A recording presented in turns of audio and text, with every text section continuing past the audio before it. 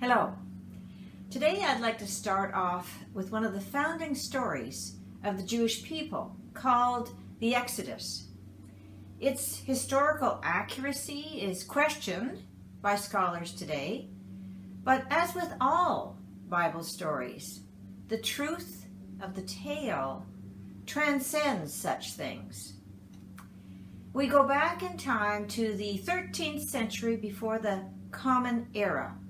That is 3,400 years ago. The Jewish people were held in captivity in Egypt. Listen to the words of Hannah, a young Jewish girl of the day. When I was 10 years old, God sent 10 separate plagues upon the Egyptian people. Father told me that God was punishing Pharaoh, their king, for keeping us enslaved and treating us so poorly. Finally, Pharaoh gave in and said we could all leave. But we knew that he was notoriously unpredictable. He could change his mind in a moment.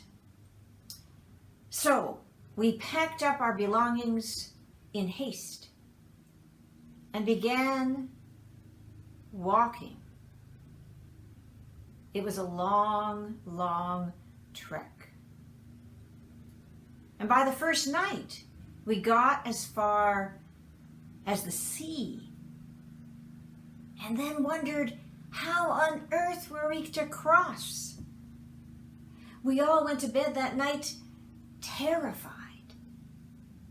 And the next day, our worst fears were confirmed as we awoke to the thundering sound of Pharaoh's chariots. He had changed his mind. The soldiers were almost upon us. What were we to do? It seemed a hopeless situation. But Moses listened to God. He held up his hand, and a miracle happened.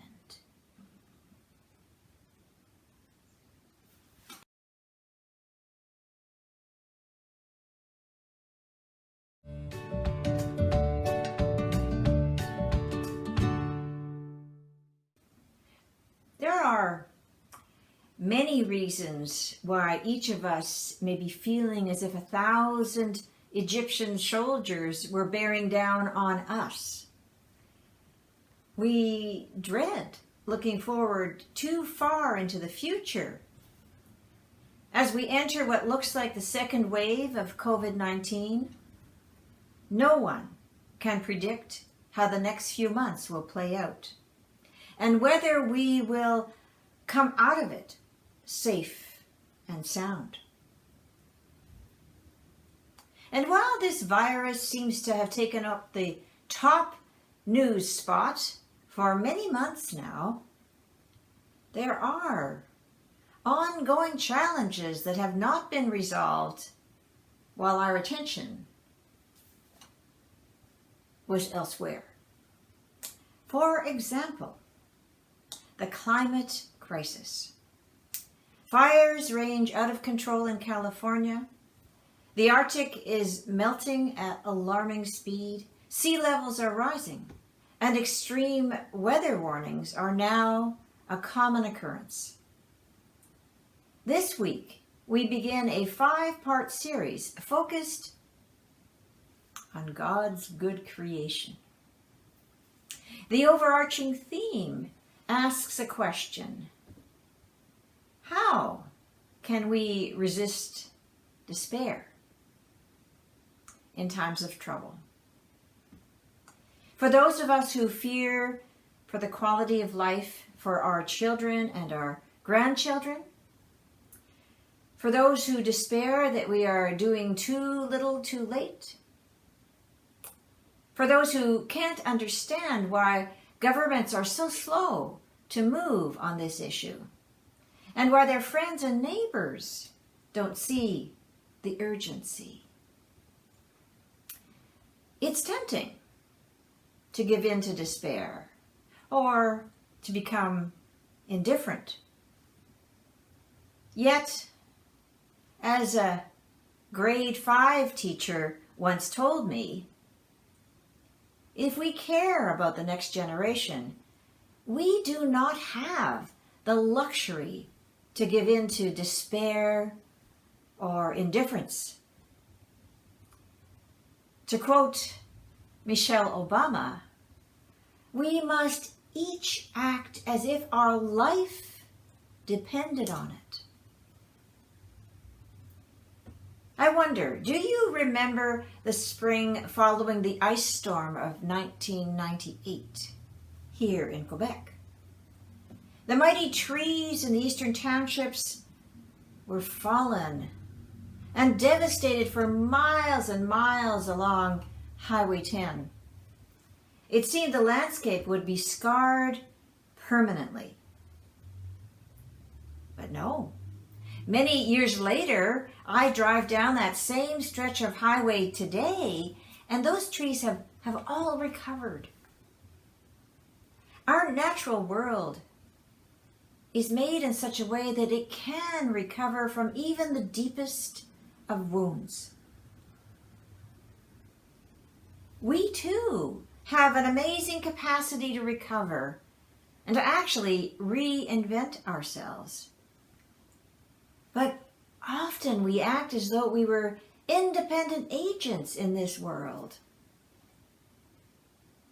Perhaps the greatest lesson we must learn as human beings is that we are an integral part of this interconnected, interdependent natural world. Nature itself tries to teach us this. And our very survival depends on learning this lesson.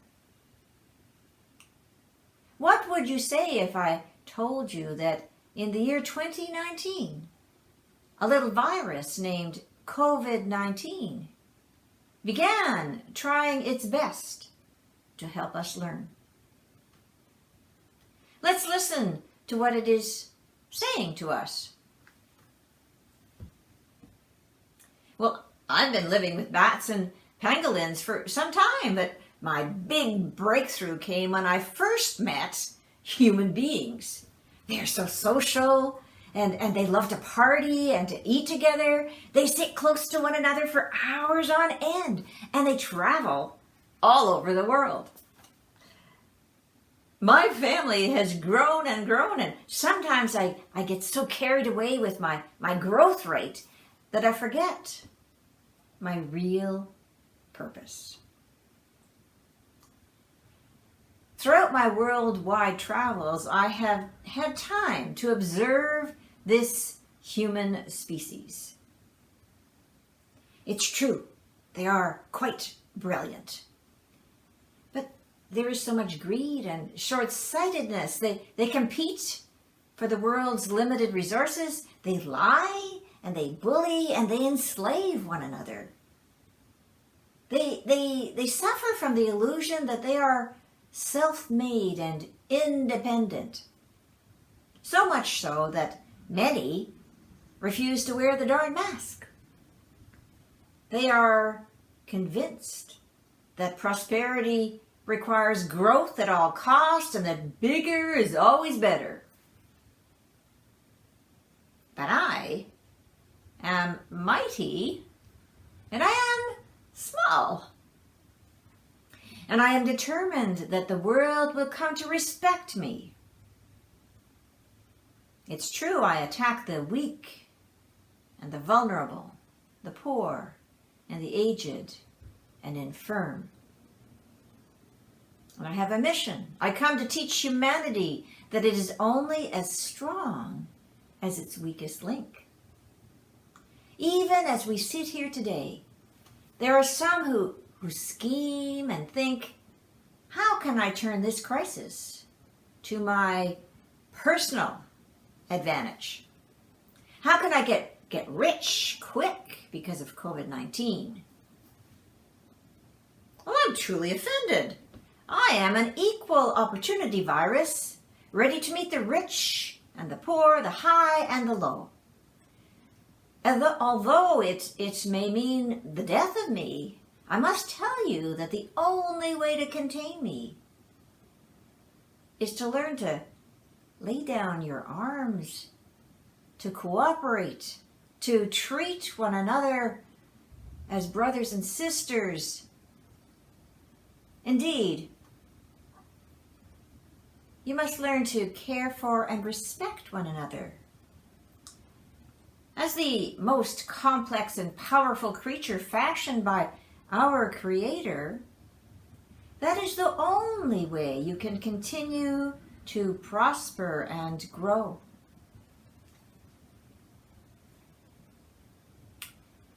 Well, thank you, COVID-19, for that little discourse. Right now, our human family is terrified and wounded, like so many broken trees lining the highway for miles and miles. Like the frightened Israelites running for their lives with a bank of thundering chariots bearing down on them.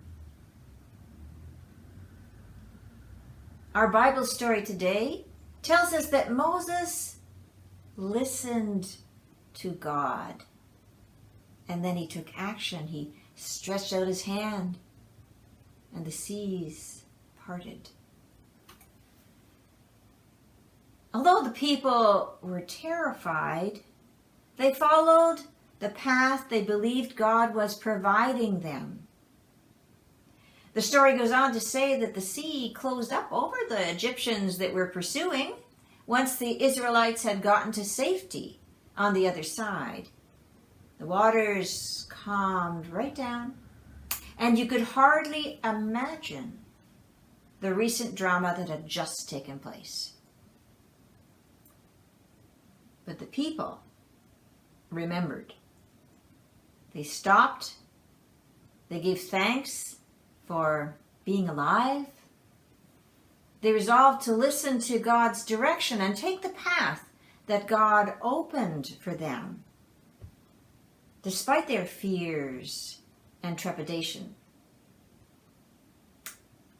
Today, in laboratories and hospitals across the world, we have dedicated scientists and healthcare workers who are working selflessly to heal our sick and come up with a vaccine for COVID-19. And we have every expectation that sooner or later a vaccine will be found, and life will return to normal. Our troubled waters will become calm again, and we will easily be able to convince ourselves that human ingenuity alone overcame this threat to human survival. We could quite easily slip into our old selfish ways and our overconsumption of the world's resources. But then we would have missed the real point. And our friend COVID will have failed in its true mission. To live with respect for all of God's good creation means developing skills of collaboration and respect. Respect for our fellow human beings, as well as respect for the earth, the sea, and the skies that support all of life.